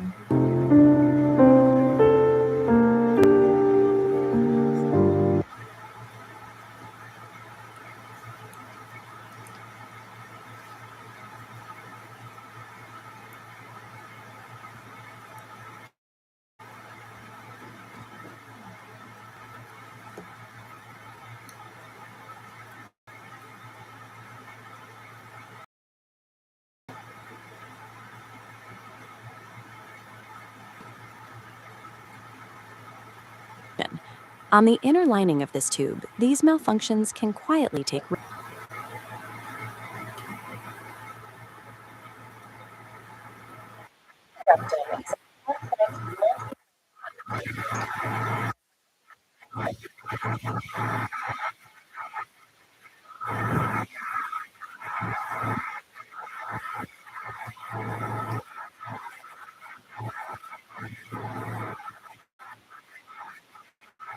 slowly without triggering any systemic alarms.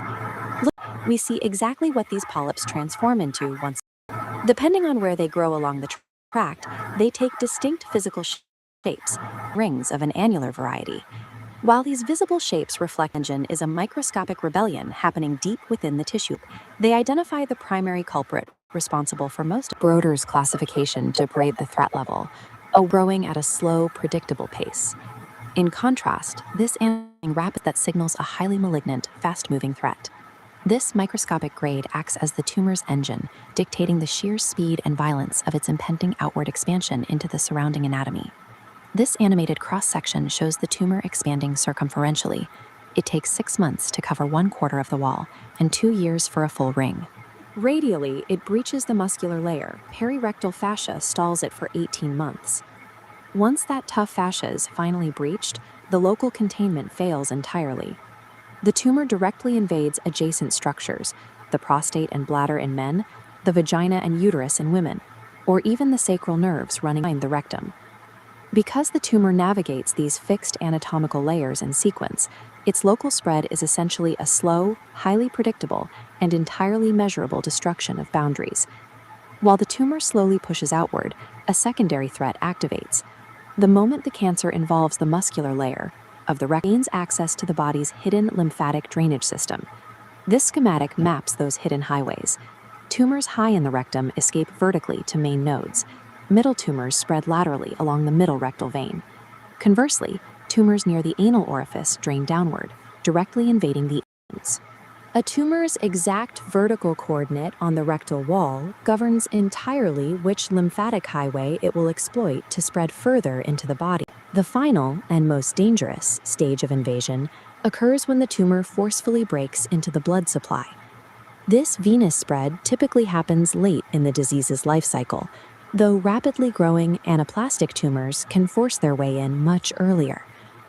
Once inside the bloodstream, the inferior mesenteric vein acts as a direct, lethal conduit, carrying metastatic cancer cells straight to the liver. Tumors situated unusually high in the rectum face an additional risk. They can seed cancer cells directly across the peritoneal cavity. By breaching the venous and peritoneal networks, the cancer escapes its physical confines. A localized anatomical siege becomes a systemic, whole-body crisis. To effectively fight a cancer that expands in 3 dimensions, oncologists must translate this biological chaos into a standardized medical map. They use spatial metrics like Duke's classification tumor based on a few physical thresholds. Is the growth contained within the rectal wall? Has it extended beyond the wall? Or has it reached the regional lymph nodes? For a much higher resolution coordinate system, we look to this TNM matrix. The T variable tracks exact depth of invasion. T1 marks superficial coats, T2 hits the muscular wall, and T4 breaches boundaries. The N metric maps lymphatic highways, determining if regional nodes are compromised. Finally, the like in the liver. Clinical staging is essentially 3-dimensional cartography. It provides the exact coordinates of the cancer's invasion at a specific moment in time. A patient's ultimate prognosis depends on the intersection of 2 data points: the clinical stage, mapping physical spread, and the histological grade, revealing the cellular engine driving it. Because of this interaction, a patient with a tumor detected in an early physical stage, but an aggressive anaplastic cell type, can face a worse prognosis than someone with a late-stage tumor that remains well-differentiated and slow-growing. By identifying both the precise speed of the cellular engine and the physical boundaries the tumor has breached, clinicians can map its trajectory. Mastering this geometry of invasion is the only way to accurately predict the tumor's next move and chart a definitive path to stop it. Is primarily a disease of old age, but it has a built-in head start against doctors.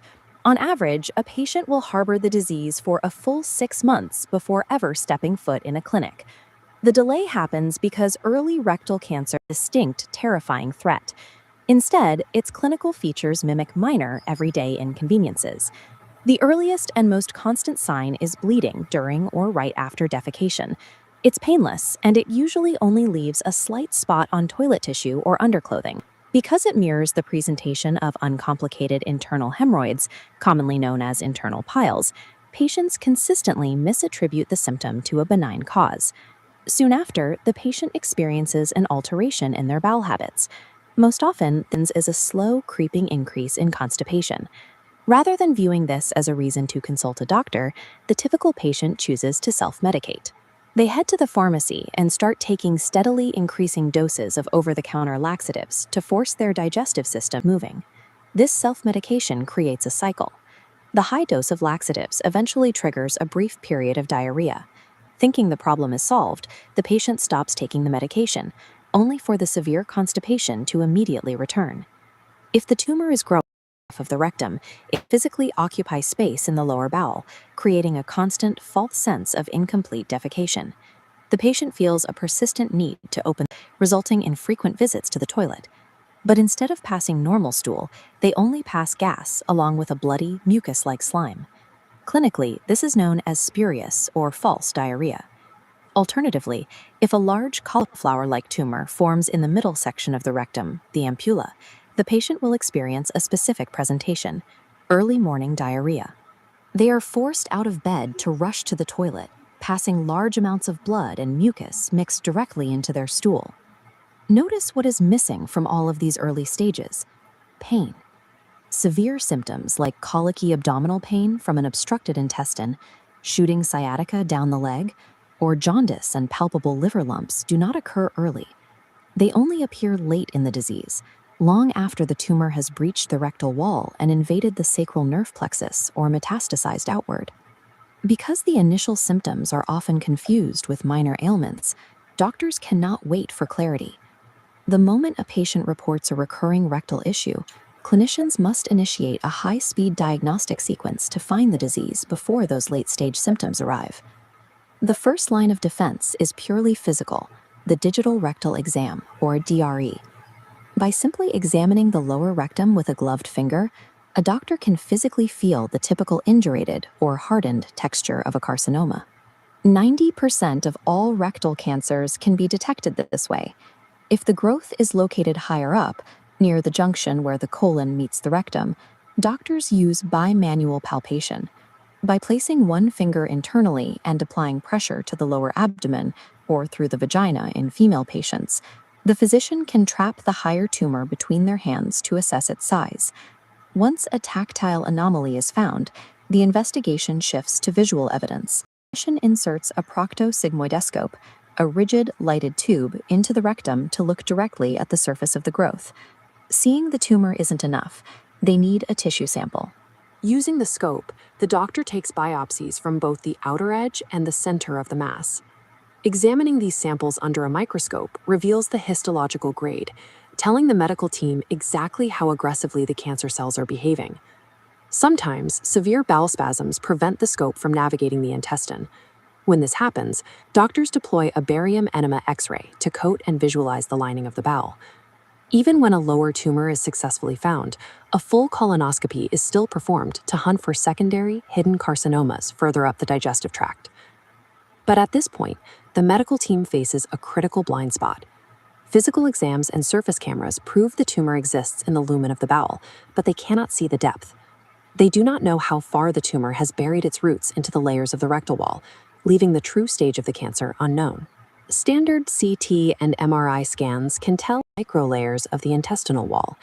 To pierce this blind spot, clinicians turn to endorectal ultrasonography, or ERIS. The setup is highly specialized. An ultrasound probe is passed through a sigmoidoscope until it sits just above the lesion. Once in position, a latex balloon wrapped around the probe is inflated with degassed water with the air removed so it won't distort the sound waves. This animated diagram illustrates how it works. The scope is slowly withdrawn, and the activated transducer inside the balloon emits 360-degree radar-like waves, scanning outward through the tissue. Watch the cross-section. ERIS maps the precise depth of local invasion, showing exactly which concentric layer of muscle or fat the tumor has burrowed into. As the sound waves travel even further out, ERIS identifies mesorectal lymph nodes that have been invaded by the cancer. These metastatic nodes show up clearly on the scan as dark, echo-pore oval shapes. Discovering these nodes triggers a specific prognostic calculation.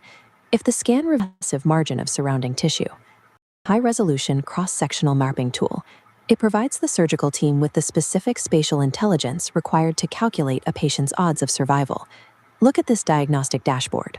By pulling all this data through the funnel, the patient's timeline of the physical exam, the histological grade from the biopsy, and the depth map from the ultrasound, directly dictates the treatment.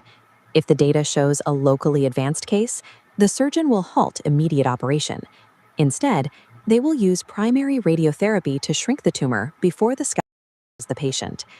This level of anatomical mapping gives the surgeon the confidence to perform sphincter-saving resections, preserving normal bowel function. And long after the surgery is done, ERUS is deployed again during follow-up visits, scanning the surgical site to hunt for asymptomatic local recurrences. Recovery starts with a patient reporting minor digestive changes, followed by a medical team using an escalating protocol to strip away the cancer. If you found this video informative, please like what you would like to see next and subscribe to the channel to get notified about future informative videos.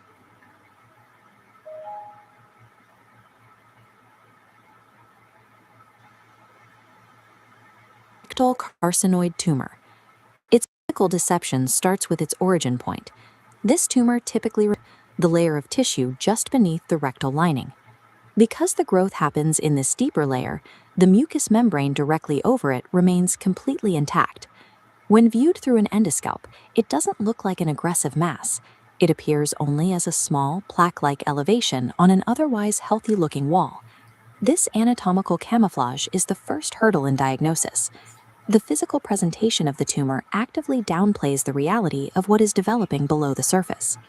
The tumor's behavior initially seems to match its unassuming outward appearance. They are also noted for being very late to metastasize or spread to other regions of the body. Usually, a small, localized anomaly that grows at a glacial pace might suggest a conservative approach, monitoring the growth rather than intervening. Yet, medical guidelines for these tumors deviate from that logic, calling for immediate surgical excision even when the growth appears minor. The reason for this urgency is found in the clinical data regarding the risk of malignancy. To understand the threat level, physicians compare the rectal variant to carcinoids in other parts of the digestive tract. It is consistently found to be more malignant than carcinoids of the appendix. This chart shows how the rectal variant sits between the less aggressive appendicular carcinoids and the more dangerous ones found in the small intestine, the rate for the rectal variant at approximately 10%. A 1 in 10 chance of cancer in an anomaly that masks its growth changes the medical math. It shifts observation to physical extraction. Because the threat is buried beneath an intact surface, surgeons use specialized localized techniques like endoscopic mucosal resection to reach it. Look at panels A and C showing the deceptive elevation of the tumor. To remove the risk, the surgeon excavates the submucosal space, seen in panels D and E. Finally, the site is secured with metallic surgical clips, shown in panel F. This physical unearthing is the only way to neutralize the 10% threat. Endoscopic removal is primarily used in smaller, early-stage discoveries. If the tumor is not caught early, it can become more deeply entrenched in the surrounding anatomy. In these much more advanced clinical cases, the strict medical requirement shifts to a full excision of the rectum. The escalation from a small clip to a full excision illustrates the persistence of this specific tumor if left to develop. There is also the scenario where the tumor is discovered only after it has achieved a late stage. In many other forms of cancer, systemic spread might lead a doctor to move away from aggressive local surgery. But here, even in the presence of malignancy prolongs life, primary tool for managing the risk this hidden threat presents. Section illustrates the healthy anatomy of the human natal cleft. Visible layers include the epidermis, dermis, and subcutaneous tissue, vascular structures. The embedded hair now acts as a foreign body. The body initiates an inflammatory response, causing blood vessels to dilate. Trapped bacteria begin to multiply as immune cells. When you sit for prolonged periods, simple downward friction forces the hair on your lower back to bend and eventually snap under the weight. These loose, broken hairs collect and travel down the intergluteal cleft, the vertical groove between the buttocks. This mechanical accumulation was so prevalent among World War II military personnel bouncing on hard vehicle seats, it earned the clinical nickname Jeep, or slips directly into the open mouth of a sweat gland. Looking at this cross-section of the skin, you can see the core mechanical failure at play. The intermittent pressure of sitting and walking acts as a biological vacuum. Every movement creates negative pressure that sucks more loose hair, debris, and skin cells downward into this new pit. Deep in the subcutaneous tissue, that single pit multiplies into a complex network of branching cells. The immune system reacts, deploying specialized foreign body giant cells to try and digest the trapped hair, but they fail against the dense keratin structure. This creates an explosion itself, guaranteeing the defect will grow until it is mechanically dismantled. Patients typically first notice a small swelling near their tailbone. As the trapped debris accumulates and becomes infected, that small pimple quickly progresses into a highly painful 2 by 2 centimeter abscess. The localized infection causes surrounding tissue to swell and turn red. Eventually, the pressure forces a blood-stained, foul-smelling discharge to surface, often carving secondary drainage openings directly through the skin. While this happens most frequently on the lower back, this mechanical trap forms anywhere friction forces loose hair into skin crevices. Men's barbers routinely develop identical sinus tracts in the soft interdigital web spaying matter. A success requires surgeons to locate and completely eradicate every inch of that hidden underground architecture. The first mandate of surgical intervention is visibility. surgeons must find the invisible ramifications of the sinus to ensure no infected tissue is left behind. In this top-down diagram, we see the diagnostic mapping phase. By flooding the main pit with methylene blue dye, surgeons stain the entire underground network, forcing previously unseen side channels to reveal themselves. With the tracks mapped, the traditional opens. Surgeons carve a wide ellipse completely around the dyed tissue, cutting vertically down to the fascia covering the sacrum bone, removing the entire infected mass in one piece. Tension on the skin, to prevent that tension, surgeons leave the wound wide open. They pack the exposed cavity with petroleum jelly gauze, forcing the body to heal from the inside out through 4 weeks of intense daily dressing changes. Traditional wide excision achieves total disease eradication, but it requires destroying massive amounts of healthy collateral tissue and subjects the patient to a grueling physical recovery. When an abscess is exceptional prior surgeries, leaving the wound open becomes a tissue plane where surgeons deliberately carve the infected zone into a precise diamond-shaped tissue flap repair. By cutting and rotating that exact mathematically outlined flap of skin into the void, the design closes the wound and distributes the physical tension forces equally across all 4 planes. Surgeons treat severe recurrent pilonidal disease as a structural engineering problem. They bypass the natural tension limits of human skin by mechanical load.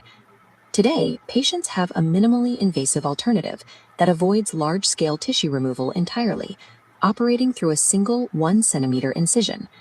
Working through this micro-incision, surgeons manually extract all the precise 1470 nanometer diode laser into the empty tracks. As the glowing fiber optic tip slowly retracts, it physically burns and ablates the superior and inferior tracks from the inside out. Surgical methodology has moved from brute force anatomical excavation to precise thermal targeting. The laser destroys the infected lining while perfectly preserving the surrounding healthy tissue. The recovery outcomes between these methods are drastic. Traditional open surgery demands a month of agonizing bed rest. Laser ablation allows for same-day discharge and requires only a basic 5-minute betadine dressing. How precisely the surgeon operates, the entire disease cycle instantly restarts. To protect the surgical site, patients must adhere to strict post-operative hygiene, including until the area is completely sealed. Medical engineering has mapped the defect, calculated the tension loads, and developed lasers to vaporize the infection. Yet the ultimate cure relies heavily on the patient enforcing behavioral changes so the mechanical forces of friction and loose hair never trap them again. If you found this video informative, please like and share, comment what you would like to see next, and subscribe to the channel to get notified about future informative videos.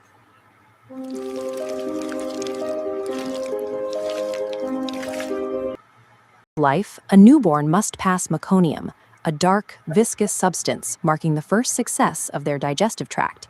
If a day passes and this natural clearing fails to occur, clinicians immediately investigate for a structural blockage hidden deep within the infant's pelvic anatomy. During normal fetal development, the hindgut descends, while a lower indentation, the proctidium, pushes upward. Ideally, these structures meet to create a single continuous channel. When this fusion fails, the child is born with an imperforate anus, leaving the digestive pathway physically obstructed. These clinical illustrations, while the left panel displays normal male pelvic anatomy, the malformation on the right shows the rectum terminating blindly, with no anal opening. The critical landmark here is the anomaly. In a low anomaly, the bowel successfully passes through the pelvic floor, but stops just millimeters short of the skin.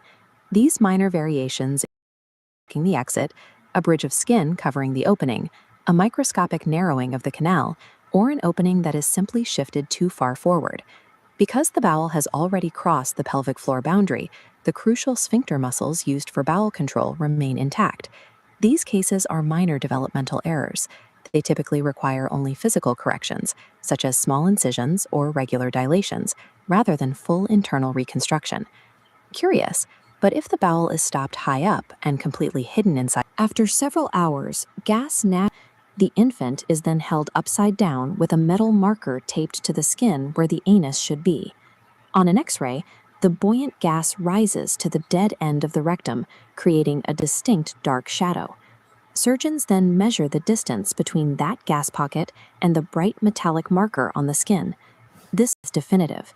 If the gap between the gas shadow and the metal indicator is more than 2.5 centimeters, the defect is classified as a high anomaly. In high anomalies, the anal canal never forms, and the rectum terminates blindly above the level of the pelvic floor. Without a natural exit, the digestive system often forces open pathways called fistulas. High anomalies in males often involve fistulas dumping waste directly into the bladder or urethra. The rarest female anomaly is the cloaca, shown bottom right, where the hindgut, bladder, and genital tract empty into a single shared cavity. A high anomaly is a complex anatomical failure. First, surgeons mobilize the trapped rectum. Next, they carve a precise pathway down the midline of the pelvic floor muscles.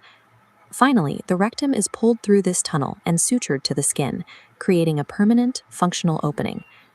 Using the pelvic floor as a definitive anatomical coordinate allows surgeons to bridge the physical gap created during development. This surgical reconstruction resolves the life-threatening blockage, providing the newborn with a functional system and a path toward long-term health. When we hear the word benign text, we instinctively translate it to safe. We imagine a biological error that has resolved itself into something entirely harmless. But inside the dynamic, constantly regenerating environment of the lower gastrointestinal tract, or dormant state, against the healthy bowel wall, this smoothly innocuous. This presents a complex diagnostic challenge. When a gastroenterologist encounters a mass like this, they must determine if the growth is a static structural quirk or a precursor to invasive disease. The only way to accurately assess it is to map the tumor's exact location within the. This uppermost layer shares the same types of polyps found higher up in the colon. The lowest threat anomaly found here is the juvenile polyp. As the name suggests, it is highly prevalent in children, and it typically grows on the end of a long stalk, a pedicle. This diagram illustrates the straightforward mechanical solution for a juvenile polyp. Because of that long stalk, a surgeon can resolve the issue by tightening a loop around the pedicle, tying it off, and cutting the tumor away entirely. The medical math gets more complicated with the adenomatous polyp. Doctors continue to debate the exact statistical probability of these specific tumors turning malignant. Despite that debate, their mere presence demands immediate action. Surgeons navigate a sigmoscope into the rectum, capture the fleshy mass with an electrified metallic snare, and cleanly sever it from the mucosal wall. The ultimate surface-level threat is adenoma. Instead of a smooth mound, it grows into a massive structure that can expand until it completely fills the rectal cavity. This size causes systemic chaos. The villus adenoma secretes profusions of thick mucus loaded with potassium, draining the patient's bodily fluid during severe electrolyte imbalances. There is no debate about its biology. This tumor is a direct precursor to carcinoma. As its physical footprint increases, its tendency to mutate into lethal cancer rises in direct proportion. This schematic maps out the complex intervention required to defeat it: transanal endoscopic microsurgery. The process begins by inserting a scope and flooding the cavity with carbon dioxide. Inside this inflated workspace, surgeons use elongated instruments to meticulously excise the growth. Level threats requires a linear escalation of technological intervention, scaling directly with the physical size and malignant potential of the growth. To find the next class of anomalies, we have to look deeper. We transition away from the surface lining and plunge into the submucosa, the deeper, fibrous tissue beneath. Here we find the benign lymphoma. Despite originating deep in the tissue, it pushes upward to present as a firm, pink to grayish nodule. It affects men and women of all ages equally and requires only a simple local excision. The endometrioma behaves entirely differently. This is a highly specific systemic interloper that almost exclusively affects women between 20 and 40 years of age. This chart demonstrates the tumor's peculiar symptom profile. Lesions deep at the rectus-sigmoid junction, where the colon meets the rectum, with flare-ups linked entirely to her menstrual cycle. Because the tumor is driven by systemic biology, the surgical scalpel is often abandoned. Doctors instead prescribe ovulation-inhibiting pills, deploying hormones to force the physical lesion to biologically regress. The final deep tissue anomaly is the hemangioma. This is a rare vascular tumor located in the lower rectum. It compromises the blood vessels themselves. It causes severe bleeding, forcing surgeons to perform extensive excisions while carefully conserving the patient's sphincter muscles. Submucosal tumors are complex biological interlopers. They force doctors to discard standard mechanical removals and deploy radically different origin-based treatment strategies. A diagnosis of a benign neoplasm in the lower GI tract is never a reason for inaction. It is a fleeting window of opportunity. Securing that window requires a vast spectrum of medical responses. It ranges from mechanically tying off a childhood polyp with a simple wire to deploying systemic hormonal suppression against a deep tissue endometrioma. Identifying the exact anatomical layer of the threat, whether it sits visibly on the surface mucosa or hides deep in the submucosa, determines which specialized procedure is required. Through precise topographical mapping and targeted intervention, clinicians eliminate precancerous threats before they transition to malignancy, preserving the natural function of the rectal wall. Benign rectal tumors are non-cancerous growths from the rectal lining. You might feel fine until painless bleeding shows up on the toilet paper.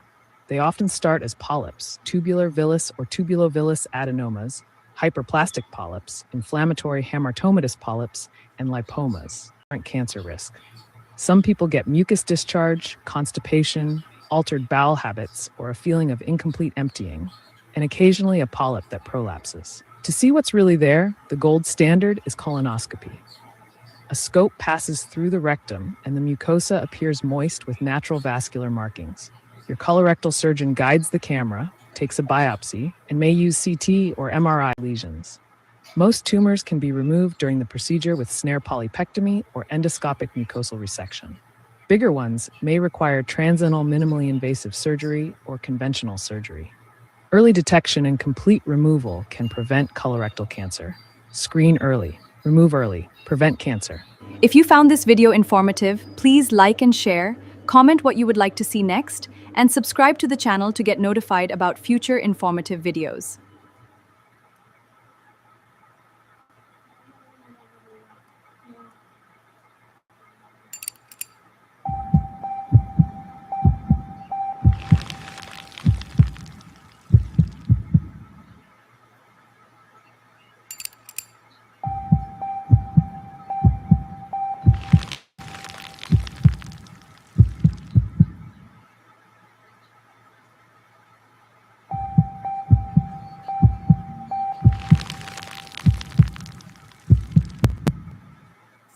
When internal hemorrhoidal veins swell and inflame, this 3D cross-section shows 3rd and 4th degree hemorrhoids prolapsing past the anal margin. Under anesthesia, the surgical map reveals 4 layers: swollen vein, overlying mucosa, internal sphincter muscle, and the dentate line, marking highly sensitive tissue. The surgeon must remove the vascular tissue while preserving the underlying sphincter muscle. Any significant damage to the muscle or accidental patients.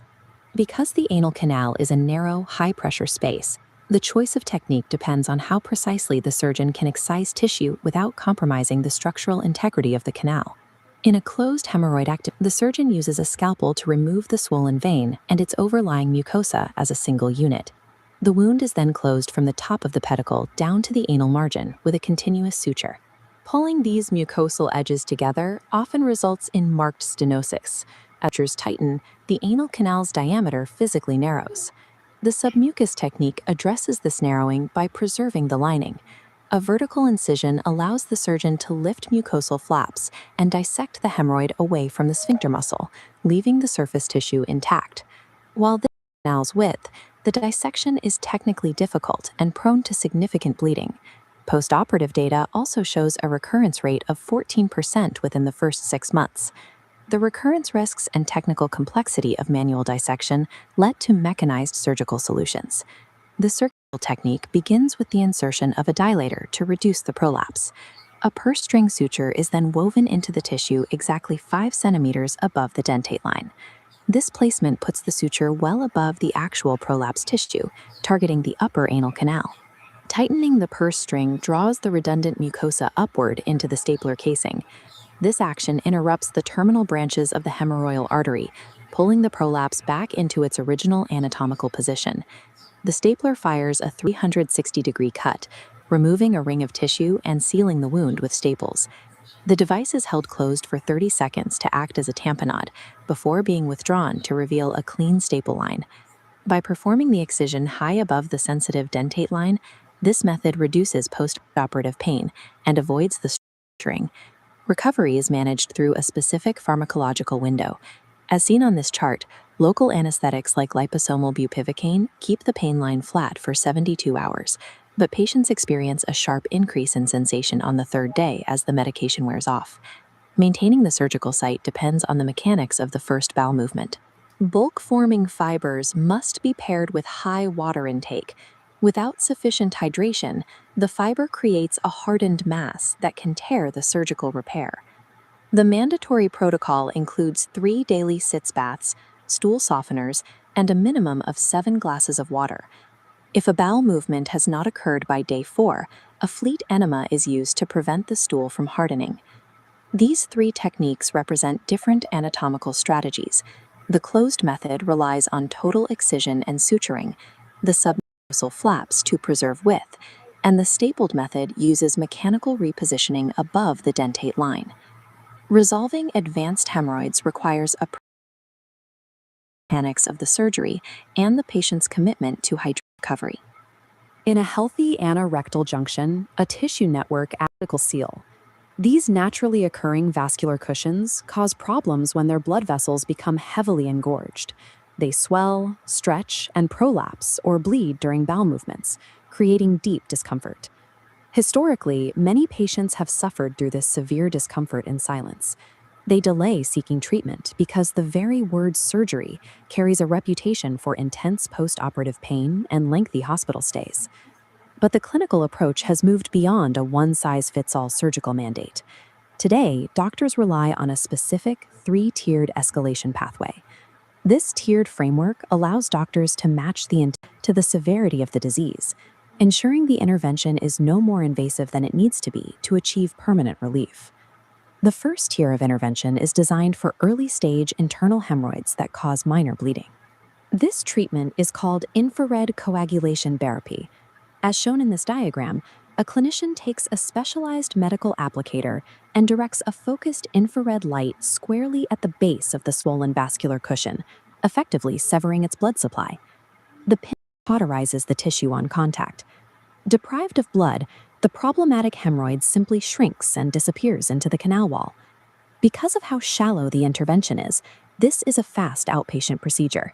It takes only a few minutes, involves little to no pain, and patients walk out of the office ready to return to their normal activities immediately. For early-stage issues, this heat provides a rapid resolution. The problem is solved without requiring any structural damage to the surrounding anatomy. If the condition progresses to a moderate stage, the treatment moves to the middle tier, cryosurgery. Here, the clinical mechanism swaps extreme heat for extreme targeted freezing. The doctor applies a specialized probe, cooled by liquid nitrogen to negative 160 degrees Celsius, directly to the pedicle, or stalk, of the hemorrhoid. They hold it there for exactly 3 minutes. You can actually watch an ice ball form over the tissue. This freezes cellular necrosis, tissue death, meaning the diseased mass will eventually slough off on its own. But there is a significant clinical trade-off. While freezing the tissue makes the procedure painless, the resulting necrosis triggers a profuse, protein-rich, watery discharge that can last for several weeks. The patient avoids the pain of a surgical cut, but they pay for that comfort with a highly inconvenient recovery period, requiring the use of surgical pads for up to a month. Finally, for severe third-degree prolapsed hemorrhoids with external tags, this requires the most invasive tier, the traditional ligature and excision method. Operating under anesthesia, the surgeon begins by making a precise V-shaped incision right at the mucocutaneous junction, immediately adjacent to the primary pile.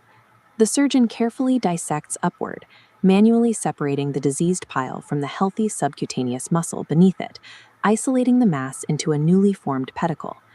Next comes the removal.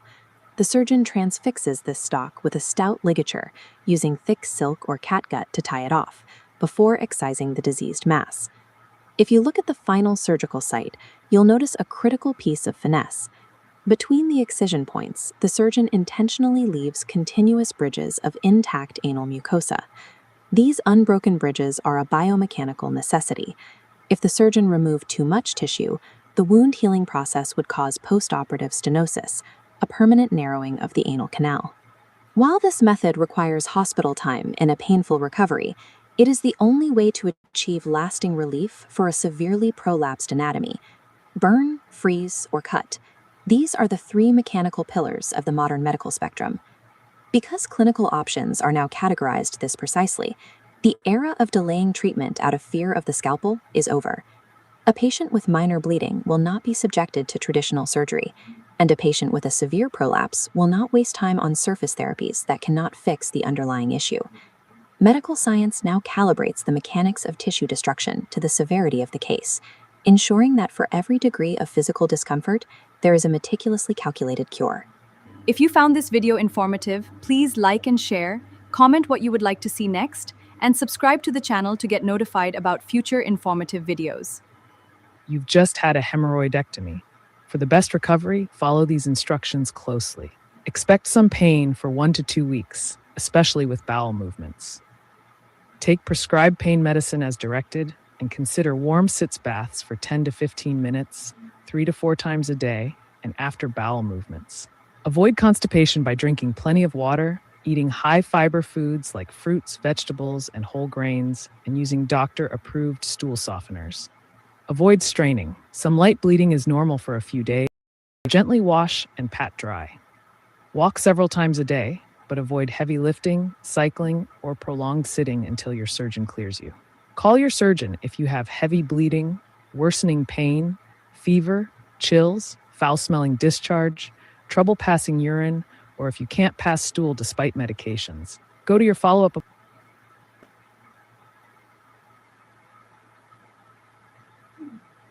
Hemorrhoidal veins that drain this area completely lack the internal valves that normally keep blood flowing upward.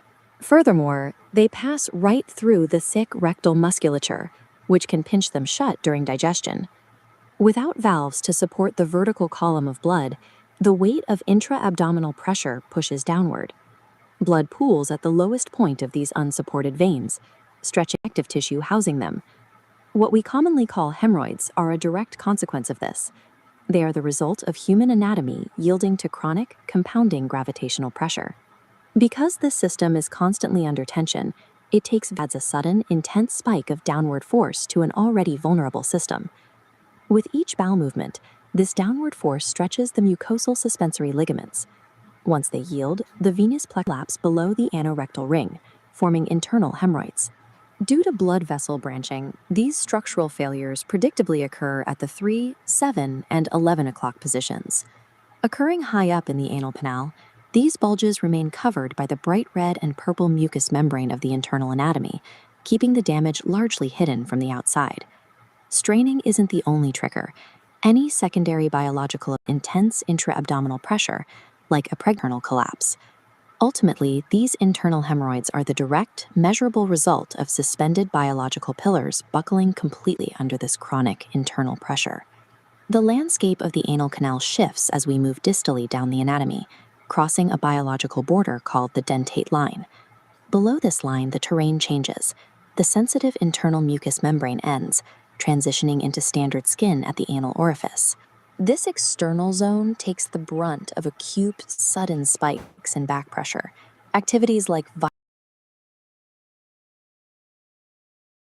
when that pressure hits the exterior cutaneous tissue, right beneath the skin, the trapped blood clots, creating a condition defined as a perianal hematoma or a thrombosed external hemorrhoid. Because this is a painful, tense swelling lateral to the anal margin,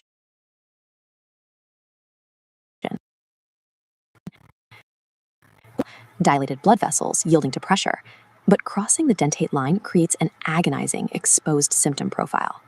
When a severe external rupture occurs, the direct tearing fix is mechanical. Under local anesthesia, a surgeon makes a small incision to extract the clotted halves of the hemorrhoid, instantly relieving the trapped pressure and allowing the tissue to heal. Diagnostic precision is vital because not every external protrusion indicates a venous failure. A sentinel pile, for example, often mimics the look of a hemorrhoid, but is actually the result of an anal fissure, a tear in the lining rather than a structural collapse of the veins. Zooming out history and our modern habits. We took an internal plumbing system designed for walking on all fours and stood it upright. The simplest mechanical solution to prevent future collapse is to lower the daily strain on the system. Adding bulk-forming compounds and high roughage foods to a diet reduces the downward force required to expel waste, protecting the suspensory ligaments. For most patients, the earliest hemorrhoidal disease happens in the bathroom. Painless, bright red bleeding that splashes into the toilet bowl during defecation.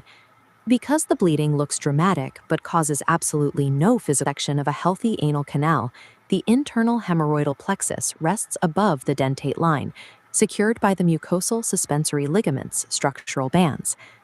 Excessive straining creates high venous pressure, forcing these veins to engorge, stretch the mucosa, allowing this early bleeding to continue unchecked. Anal canal suspensory structures to begin. Before initiating any hemorrhoid treatment, a clinician must evaluate the patient using a sigmoidoscopy and an occult blood test of the stool.